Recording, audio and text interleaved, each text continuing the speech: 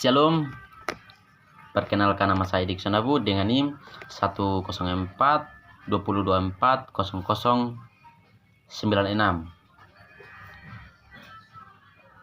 Saya membuat video ini untuk menyelesaikan tugas mata kuliah bimbingan konseling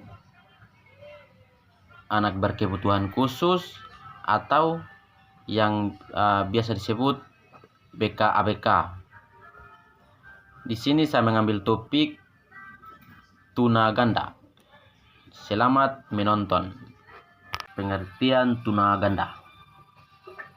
Tuna ganda adalah kondisi ketika seorang anak memiliki dua atau lebih jenis hambatan yang terjadi secara berkesamaan sehingga memengaruhi perkembangan kemampuan belajar, komunikasi, interaksi sosial, dan aktivitas sehari-hari.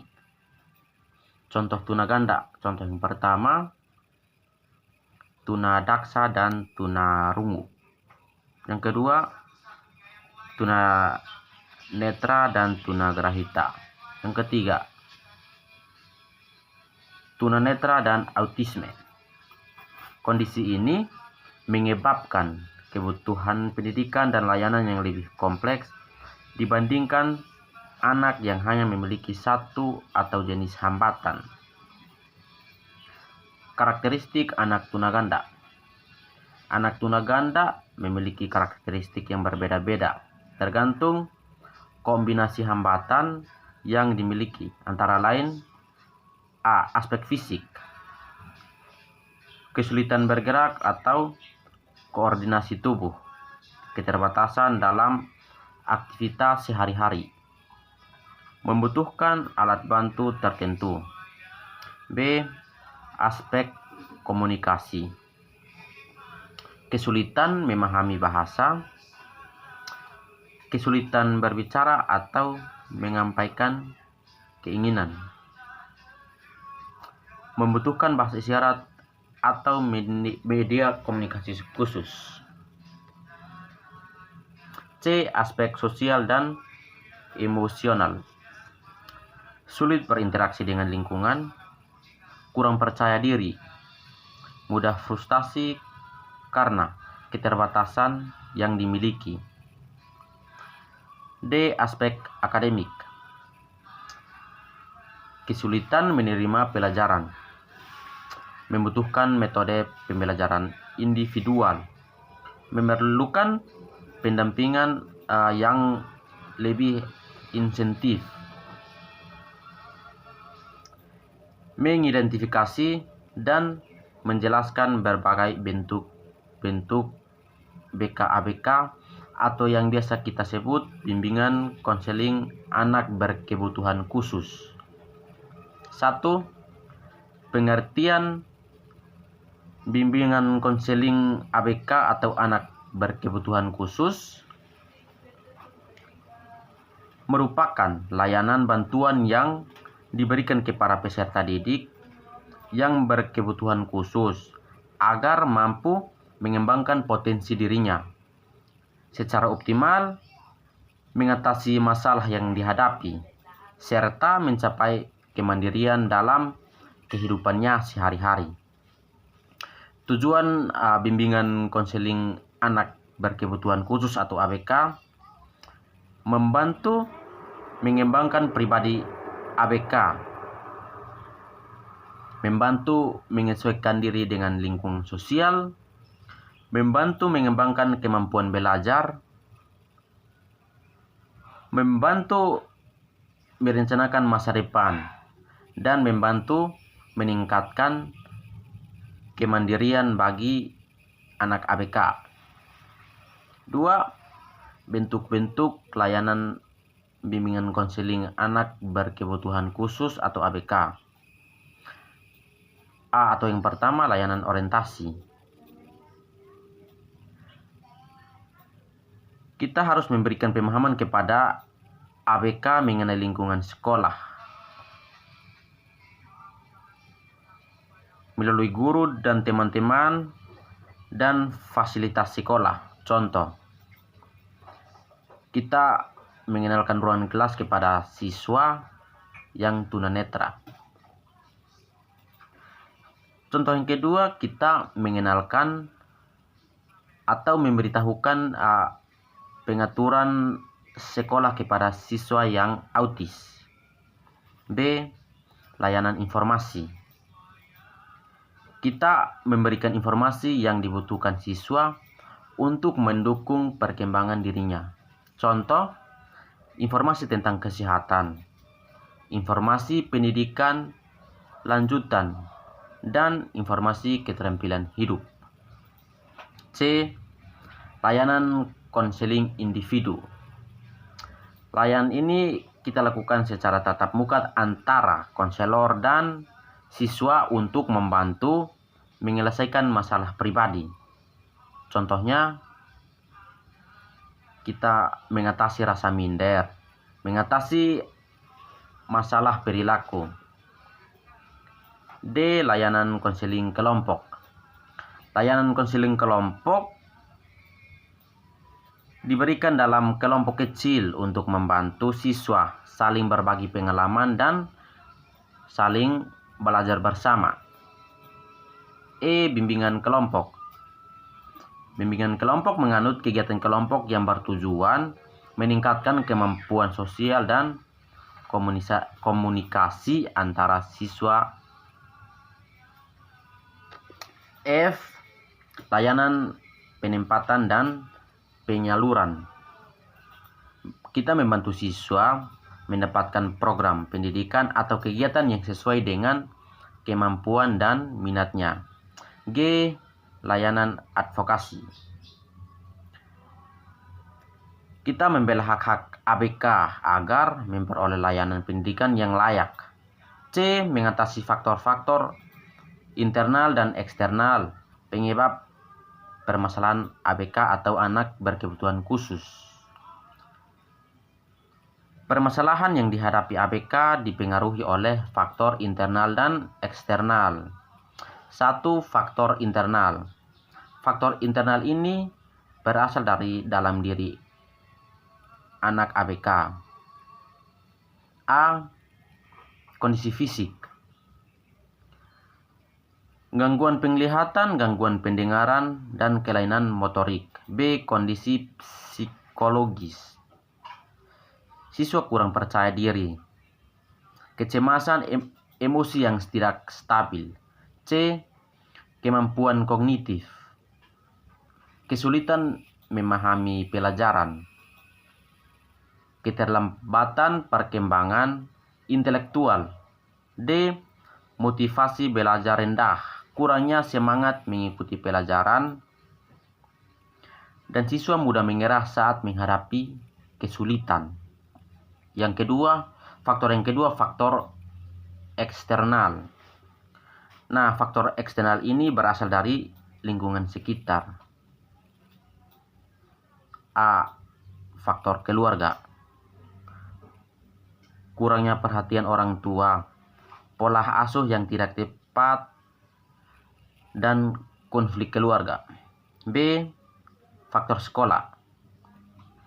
Kurangnya fasilitas pendukung dan kurangnya guru pendamping khusus. Yang berikut, lingkungan belajar yang kurang inklusif. C. Faktor teman sebaya. Dalam faktor teman sebaya pasti terjadi bullying atau perundangan. Ada juga penolakan dari teman. D. Faktor masyarakat. Di dalam faktor masyarakat ada diskriminasi. Kurangnya pemahaman masyarakat bagi anak ABK atau anak yang berkebutuhan khusus. Stigma negatif terhadap penyandang disabilitas. D. Strategi dan upaya untuk menangani permasalahan ini. Yang pertama, pendekatan individual. Setiap ABK memiliki kebutuhan yang berbeda-beda sehingga penanganan harus disesuaikan dengan kondisinya masing-masing. Langkah-langkah yang kita harus lakukan, yang pertama, identifikasi kebutuhan. Kita menentukan tujuan layanan dan menyusun program intervensi. 2. Pendekatan kolaboratif. Kita harus melibatkan berbagai pihak. Yang pertama, guru BK. Yang kedua, guru kelas. Yang ketiga, yang paling utama, orang tua. Yang keempat, psikolog. Yang kelima, terapis. Dan yang keenam, dokter. Tujuannya agar layanan yang diberikan lebih efektif. Yang ketiga, pendekatan inklusif.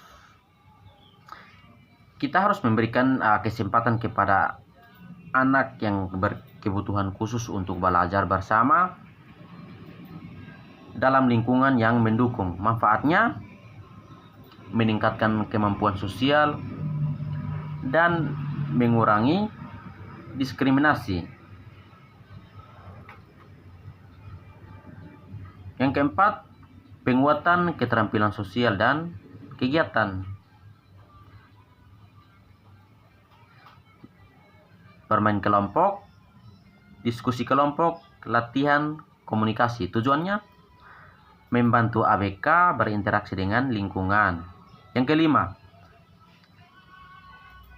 pendampingan psikologis yang dilakukan untuk mengatasi stres, mengatasi kecemasan, dan meningkatkan rasa percaya diri. Yang keenam, pelatihan kemandirian. Pelatihan kemandirian ini meliputi, yang pertama, merawat diri sendiri. Yang kedua, mengatur waktu. Dan yang ketiga, mengelola kebutuhan sehari-hari.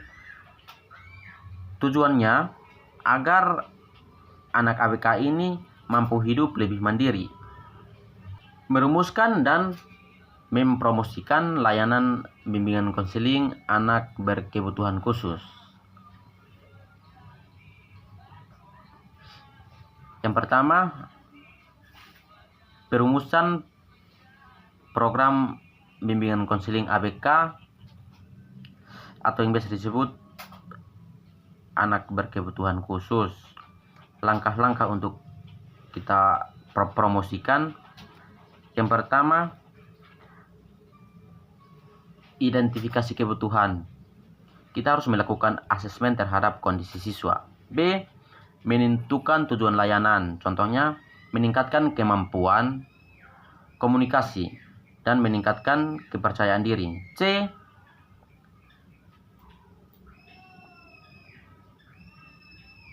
Menyusun program. Program harus disesuaikan dengan kebutuhan siswa. D. Melakukan atau melaksanakan program. Dilakukan secara terencana dan berkelanjutan. E. Evaluasi program. Kita menilai keberhasilan layanan yang telah diberikan. Yang kedua, promosi layanan BK atau bimbingan konseling anak berkebutuhan khusus. Tujuan promosi meningkatkan pemahaman masyarakat, mengurangi stigma terhadap ABK, meningkatkan dukungan lingkungan. Bentuk promosi: A. Seminar dan sosialisasi. Kita memberikan informasi kepada orang tua dan masyarakat. B. Kita membuat poster dan brosur. Kita menyebarkan informasi mengenai layanan BK, ABK atau bimbingan konseling anak berkebutuhan khusus. C. Melalui media sosial.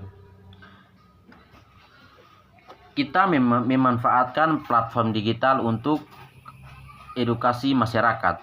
D. Kegiatan inklusif.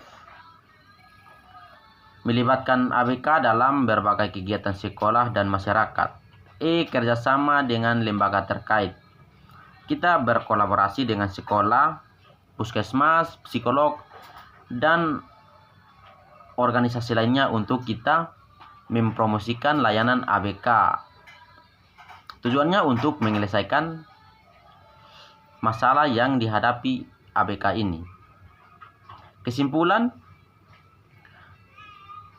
tunaganda merupakan kondisi di mana seorang anak memiliki 2 atau lebih jenis disabilitas yang terjadi secara bersamaan sehingga membutuhkan layanan pendidikan dan bimbingan yang lebih kompleks. Bimbingan dan konseling bagi anak berkebutuhan khusus atau BK-ABK berperan penting dalam membantu perkembangan pribadi sosial, belajar, dan karir bagi anak yang berkebutuhan khusus. Permasalahan ABK dipengaruhi oleh faktor internal dan eksternal yang harus dianalisis secara menyeluruh. Penanganan ABK dilakukan melalui pendekatan individual, kolaboratif inklusif, serta penguatan keterampilan sosial dan kemandirian oleh siswa. Oleh karena itu, layanan BK-ABK perlu dirumuskan secara sistematis dan dipromosikan secara luar agar hak-hak serta potensi ABK dapat berkembang secara optimal. Sekian dan terima kasih.